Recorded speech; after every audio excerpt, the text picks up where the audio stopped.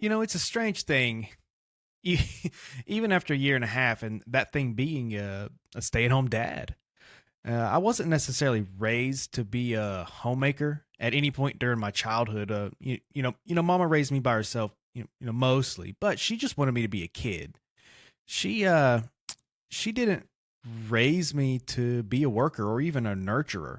I was just being a kid up until I enlisted in the army, and since becoming a legal adult, right? All I ever did was work. Since turning 18, I've worked for 13 different companies, 13 jobs. Plumbing was what finally stuck, but even that kind of came to an end. And due to economic circumstances in February of 2024, the wife and I eventually made the mutual decision for me to stay home with the kids while she continued her much better paying nursing career. Two things, real quick. I love interacting with people and hearing their stories, or even just to share a good dad joke, honestly. Being given the gift of a conversation is second to none for me. And I highly encourage that everyone listening to this joins the official Discord of the Man Mode podcast. You can post your memes, pictures, or even join one of the voice chats if you prefer. Please join our community and interact with all of us. We'd love to have you. We really, really would. Link to this wonderful community Discord is below. More importantly, though, I am so thankful to all of you who tune into these episodes. Truly, it does mean the world to me. We're very new, and this podcast is still so buried in a sea of thousands of other YouTube channels. So if you enjoy listening, please consider hitting that subscribe button for me. It's absolutely free, and it helps way more than I can really explain. But my promise to you in return for subscribing, I will always strive to talk about the things that matter most, whether it's just me or talking with my co-host, or if I have a guest. I'll do my absolute best to provide those worthwhile conversations that continue to keep your interest and are worth your time. I'm not someone who's going to waste my time, and I wouldn't expect you to either. So please subscribe. All right, now back to it. My wife was in nursing school when we met, and I was working for General Dynamics at this time. My role at that company was to assist the engineers with testing deep sea cable deployment systems. And because of the secretive nature of that particular position, that's honestly all the information I can provide on that job. But needless to say, it was by far the most fun I ever had in my professional life. Unfortunately, I had quickly lost that job. Right, it only lasted like 7 or 8 months, but that's just honestly the nature of government contracts. Those get restructured, money gets reallocated, or they lose funding altogether, which kind of seemed to be the case anywhere I went with a government contract. So, but by no fault of my own, I found myself without a job yet again. And in the couple of years that followed, I continued to job hop until one day I came across a plumber. I was dropping my oldest son off at a daycare, and there was a plumber there in the parking lot, and he had just finished clearing the daycare's sewer main of a mainline clog. Well, I just asked him if they needed help, and he gave me his boss's phone number, which was really nice of him, actually. But I called Travis, and that's the boss's name, every Monday and Friday for 2 or 3 weeks until one day he finally said, "Well, why don't you come on by and we'll talk about it?" And and it was really smooth sailing from there, at least for a time, But I found myself being happy by providing a necessary service for the betterment of our society. I started to firmly believe, and I still do, by the way, that plumbers help protect the well-being and the health of the nation, right? But this work was really, really hard, but immensely rewarding. It really was, and it was paying pretty daggum good, especially whenever I would earn commission. Even better, I was working by myself mostly. People tend to not like working with me in a blue collar environment because I'm very laid back and have a one speed attitude, and at least as much as I possibly can. I'm not really a fast worker, but I'm not slow either. But anyways, after 6 to 7 months of training and learning, Travis agreed to put me in a truck all by myself and let me run my own service calls and my own work orders and stuff. And I was and still am a dang good plumber. I'm highly confident in that. I really, really, really, really am a good plumber. I don't really have an ego necessarily built up, but I can plumb just about anything. And combined with my wife's income, I mean, dadgum, we were bringing 6-figure income into our house. Well, that did come to an end, unfortunately, because after 2.5 years and a struggling economy at that time, the company had recently hired a couple more technicians because we were getting like a massive influx of work orders right before the beginning of the end, so to speak, for me. But they hired a couple more technicians, and they also switched from time and material pricing to flat rate warranty backed pricing, where customers got to select the level of service that they wanted. Which you got Band-Aid right here, which just fixes like the baseline problem. Then you got Platinum, which is like the full complete like red carpet service, so to speak. But so I started to feel some kind of way about charging a customer $150 to $250 just to replace a toilet flapper, or even worse, $500 minimum for fixing a pesky leaking pipe. Really. But not only that, they switched up how we made commission and how often we got it. And with them hiring more technicians, I wasn't even getting 40 hours a week anymore. With these changes happening, I switched from full time to part time. That way I could be home more often. And what's funny is I was actually making the same money due to taxes and no longer having to pay for health insurance. But I was working part time with that company.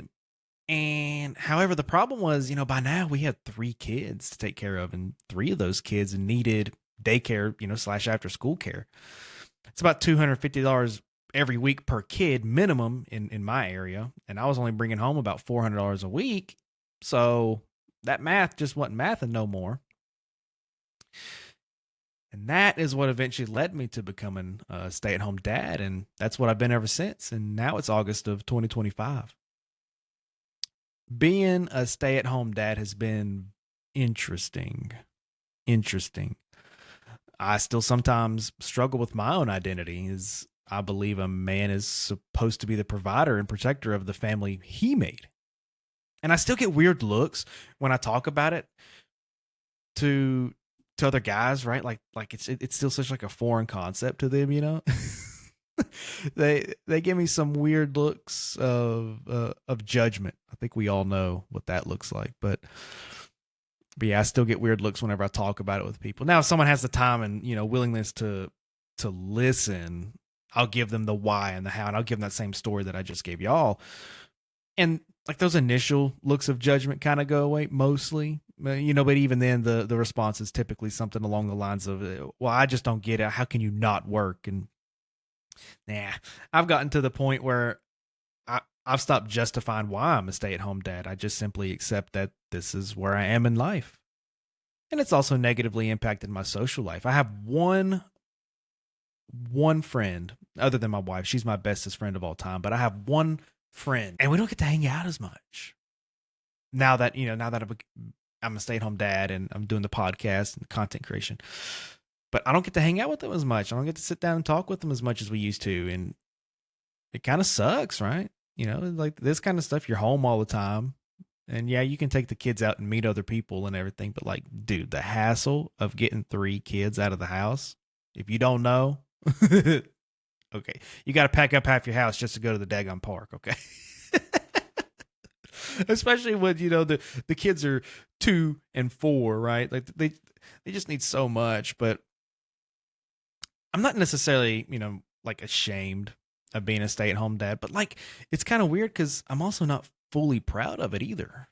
Kind of a weird contrast, and maybe that's not the right way to say that. But fortunately for me, my wife is very supportive, and she's never made me feel like less of a man. I do that all by myself. She doesn't do that. I do that, right? I do that to myself, and I do. I feel a lot less masculine being a stay-at-home dad. That's because I'm not currently contributing to the financial success of our house, right? Like, isn't that my responsibility? Aren't I supposed to be the one directing my family to the, quote unquote promised land?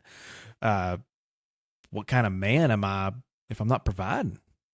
And if I'm not providing, how am I protecting? Right. So it's kind of like this wild chain of thoughts and emotions. And yeah, I've had this, I've had those thoughts for a while. Or well, every now and again, but I've had several sleepless nights with those kind of thoughts racing in my head. And I think that's one of the reasons why I feel the way I do, right? The circumstances that led me to becoming a stay-at-home dad.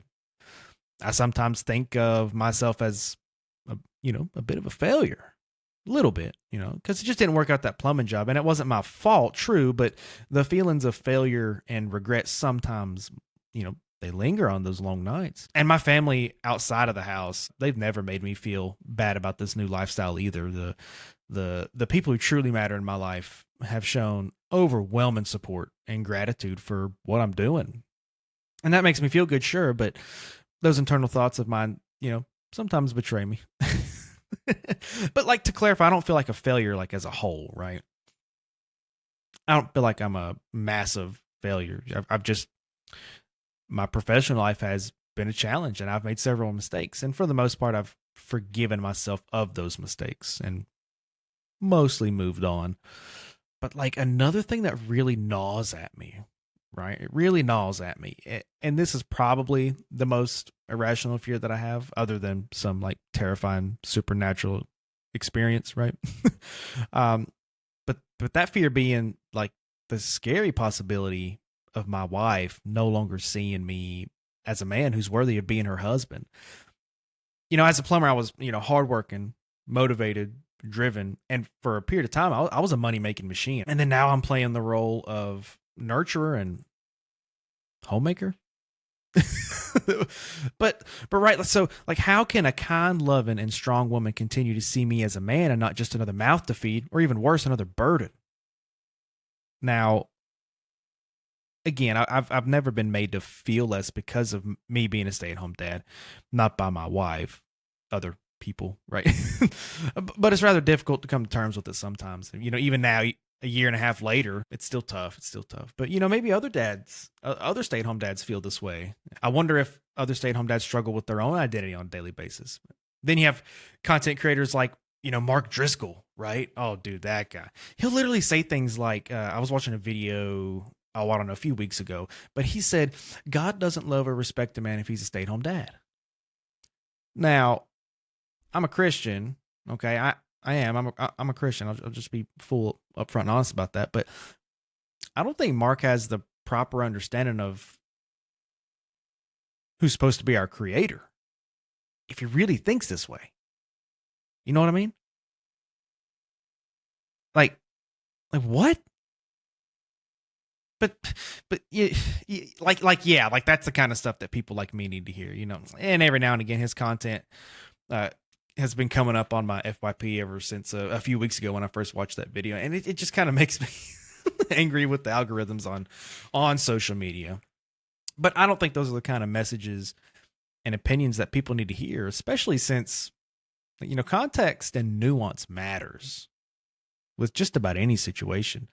Like for example, I'm not a stay-at-home dad because I'm lazy, unmotivated, or worthless. I'm a stay-at-home dad out of necessity for my family. And for now, this is what my family needs of me. Besides, aren't men supposed to be whatever his family needs them to be? And it's debatable, of course, as with anything, but maybe I'm right where I'm supposed to be in this moment, right? Only God knows. But anyway, it's also really important to talk about something else too. Like, it's not all doom and gloom. It really, really isn't. When I just sit down and reflect on this past year and a half, and I'm reminded of how far I've come, not only as a dad, but as a man. Stick with me here, because I'm in a rather unique position among men in Western culture, because Western society is designed for everyone to work their asses off for 50 to 60 years and for a company in the hopes of building a retirement, just for you to die like a decade or less after you stop working, right? Go look up the statistics on that. I'm not the professional on it. But however, I just get to focus on the lives that I've literally helped create, like literally helped make these humans, right? Well, that in this podcast and my inspirations, or aspirations of being a content creator, right? But it's also given me more opportunities to reflect on my life, to think about my failures, successes. But I'm at the point where I've come to terms with them. I've forgiven myself and those who contributed to those failures, right? Now, like I said, I take accountability for my failures, and that's what they are. You talk about succeeding and failing in life. The successes are just as much mine as the failures. And I hold myself accountable for that, and I take full responsibility for that. People can make it a lot more tougher on you than it needs to be, though, right? You can have tough coworkers, or a dickhead boss or something, and they just make life hard for no daggum reason, really. So, but I don't see myself as a failure anymore. I sure used to. I sure used to. Really, really used to. 13 jobs, 13 companies, like holy crap, and this is in the course of a decade. Including the Army. So not including the Army 12, but including the Army 13. And it's wild to think that I've worked at so many different places. My dad actually has told me, you seem to struggle more than most. He told me this before. He said, you seem to struggle more than most do when it comes to working. But now I can openly discuss my failures and no longer really care what someone has to say about it. Being a full-time dad also provides the opportunities for me to see my children grow. I get to see their firsts. A lot of dads don't get that. I get to watch their whole learning processes in real time. I don't have to miss them anymore or wonder what they're doing while I'm stuck in some filthy crawl space or, attic, soaking wet from fixing leaking water pipes or worse. And I'll let your imagination run with that, right? but yeah, in many ways it's more stressful than working a regular job. Some ways it's not. But men aren't really designed to deal with children 24/7. It's a learned skill for us guys. It is.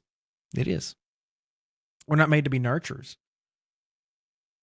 And even now, I'm not really, quote unquote, like a nurturer, At least I don't think I am. But, 2 out of my 3 kids are, 4 and under, right? So 4 and 2.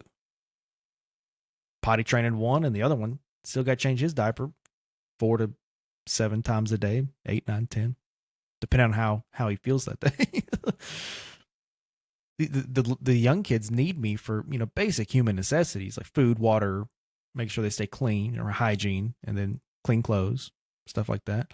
And then my oldest, he's 8. He doesn't need me to do much of anything other than, play video game with them, throw the football with them, have fun, and, be there for him, listen to him whenever he's talking, and showing him how to be a man, taking him fishing, taking him hunting. Hunting season's coming up, and I'm really excited for that. We got right around 2 months. Yeah, we got right around 2 months for hunting season. I'm real happy about that. But one thing, right? In regards to being a stay-at-home dad, one thing I've always loved doing is cooking for my family. And I still throw it out on the grill. I do it just about every single week. And I'm confident in my cooking abilities. I love it. Ooh, I love it. To me, nothing beats when I've worked hard on a meal and the family just sits down and enjoys a well thought out supper that was made with love and an excellent blend of seasonings. Your boy knows how to cook, okay? I'm just going to keep it a buck with you. But supper time's a special thing for a family, at least my family, right? It's how we settle down and reflect on the events of our days, to share our stories and, make a good dad joke, right? Pop a good dad joke, gets a laugh out of everybody. But family dinners are a great way to bond with each other, and at the center of it all is the food that we make for them. And I cooked while I was still, working full time. But being a stay-at-home dad offers me even more time and opportunities to prepare a delicious dinner for us all to enjoy as a family unit.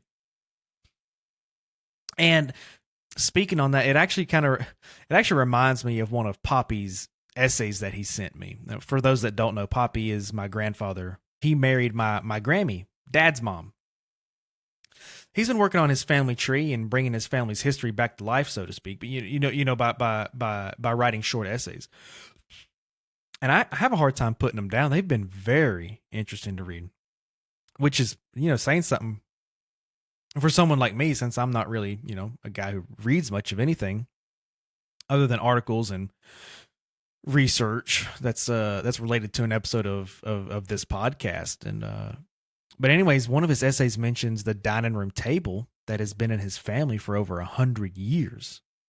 And some summers ago, he and his son restored it, like fully restored it. And to this day, Poppy and his family gather to eat at this table. And yeah, I've had a few meals while sitting at it. And I didn't even realize that the table was held some sort of significance or historical value. I mean, like, can you imagine, right? Over 100 years, can you imagine how many people have gathered around that table and have had a meal? How many laughs, how many tears, how many people have, bonded?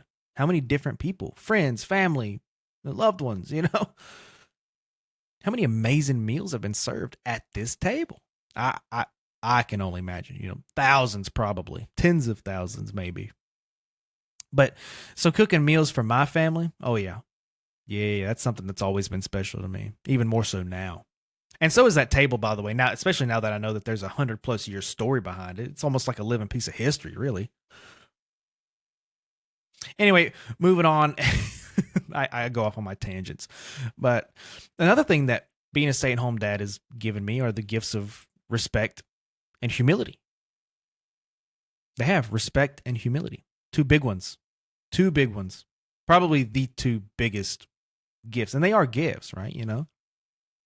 But I used to struggle with respecting women, younger than I am now, simply due to seeing how the women around me when I was growing up, how the women around me were treating their boyfriends or husbands. Like they weren't really treating them with the respect that I kind of felt like they were due. But Mama wasn't really so bad about it, and she wasn't really one to get with people any doggone way. But she had her reasons for being the way she was. She had me to raise, and to her, nothing else mattered. Nothing else mattered. Mama dived in like head first, right, on being a mama. But yeah, she had me. She had me. I don't judge her. Maybe at one point I did, but I don't anymore. But my stepmother, though, oh gosh, when I was around 10 years old, she was absolutely horrible to Dad. And should he choose to share that experience, I'm going to leave that up to him. It's not my place to tell that story. So I won't divulge anything else about that, but just know that she's literally one of the worst human beings I've ever come across, right? Like ever. And then like my aunts would also mess around with other men and never really give them a real chance at building a life with, like with them, right? Never gave a chance. And again, I'm sure they had their reasons. It's not something I really need to know, right? That was their business. But where am I going with this? Like I said, I used to not hold women in high regard because of my personal experiences. That lack of respect greatly contributed to my previous marriage ending in divorce. Oh yeah. Yep. I've been divorced. I'll be 29 next month and I've already been divorced once. Oh Lord. Hey, I lucked out with my wife though. I really, really, really did. I lucked out with my wife. Got me a good one. I didn't get it right the first time. We got it right the second time though. But yeah, I wasn't always a good life partner. And again, just like my failures in my professional life, I hold myself accountable for my hand in that divorce. But being a stay-at-home dad it's changed a lot of my personal opinions on women altogether. Really, seriously. I've been able to witness my wife back whenever like she was in nursing school and filling the role of a stay-at-home parent with a kid that wasn't even her own flesh and blood, right? My oldest. It's not even her flesh and blood. And she did it without a single complaint. Never griped about it. Never griped about how stressful it actually was to her.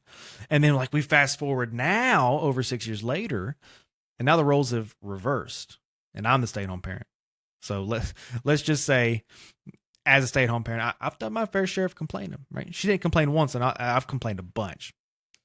And I greatly underestimated the amount of work and responsibility that goes into raising kids.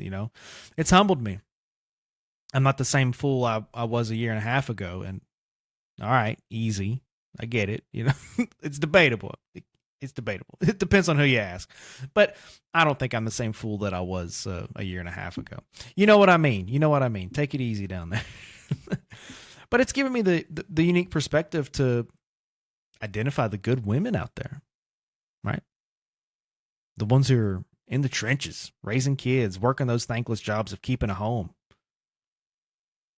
Truly, and I mean this, being a stay-at-home dad has opened my eyes to a lot of misconceptions I held on to so tightly. It's literally changed who I am. And it still does every day, right? I'm still learning stuff every single day. I want to be the kind of dad who's up to the challenge of preparing my boys to cross that threshold into manhood, to go from being a boy, right, to being a man. And then contrast to that, I want to show my daughter what a genuine man looks like. I'm talking like a man, right? Not a little man child, not a little boy, a man. But I want to show her what that looks like so that, when she chooses her life partner, maybe she has a better chance of choosing right. And it's tough, y'all. It's tough. It's the most difficult thing I've ever attempted. And each passing day presents new and increasingly difficult challenges. It's uncharted territory for me. Every day presents new stuff, and I struggle. I fumble, and I get it wrong more than I get it right. That's the truth, and that's not really a personal critique. If anything, it's motivation to continue to strive to be the best, I can for my kids and my wife. Earlier I said I struggle with feeling pride in being a stay-at-home dad, especially due to the circumstances that led to it. And that is true. It's absolutely true. But one thing I can take pride in is that I know, even with my flaws and mistakes and misgivings, that my children will be good people. And they'll be up to the challenges that are waiting for them as they come. I know they'll overcome them. And I know I'm raising my kids right. It's not perfect at all, but it's worth every second of my existence. And that's what they deserve, is the best of me. So yes, I struggle, but what I'm starting to accept is this newfound meaning to my life, at least for now. Because this is just a season, right? I won't be a stay-at-home dad forever. And me and the wife agree it was never meant to be a forever kind of thing. I'm just adapting and overcoming, though, seriously, which is a core lesson from my time in the Army. And it's kind of funny how that's not something that really clicked in my brain until almost a decade after I left the military. But I think it's important for any man to have the ability to adapt to their surroundings and overcome the challenges that come as life brings them on, right? And I believe that's another lesson that I'm teaching my kids too, adapting to what life throws at you. It's another one of those life skills, ain't it? And maybe I'm thinking a little bit too deeply into it, but that's just how I see it. The whole stay-at-home dad thing it's been a whirlwind, emotionally, mentally, morally. It really messes with the mind of someone like me because I'm not some weird lazy bum, right? I'm not some weird lazy bum who doesn't want to work a job. It's just what my family needs of me. So my message for other stay-at-home dads out there, right? You're not any less of a human being just because you chose to prioritize your children over your own lives and your careers. When you're changing the 6th or 7th diaper of the day, cleaning up the drink they spilled on your expensive sofa, dealing with the 10,000th tantrum from the toddler. Seriously, that's a thing. Or, preparing a dinner after a long day or getting your kids ready for bed. Just remember that you're doing one of the most singular important things a human can do, and that being raising your kids and preparing them for the rest of their lives. And don't think of it as, oh, good grief, I have to get them ready for the day, or well, I have to take them to one of their appointments today. God, try this instead. Try this instead, okay? I challenge you to try this. I get to be the one to get them ready for today, or I get to take them to their appointments. for me personally, when I began switching the words from I have to I get to, right? And granted, it's not, the traditional thing to do, but it's helped me a ton. And it started to make me appreciate my fatherhood just a little more. Seriously. Well, I guess that's going to conclude this episode, but I appreciate it. Time is something that we never get back. So, and I'm not in the practice of wasting my time. And I don't expect you to waste your time either. So, but I hope you enjoyed this episode of the Man Mode Podcast. And remember, the whole point of this podcast, the mission, right, is to get people talking, right? Get people talking. That's the whole point.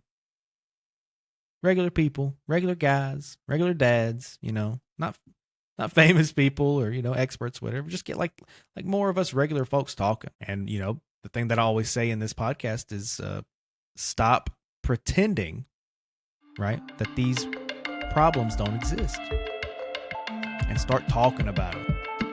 And that's it. That's all there is to it. All right.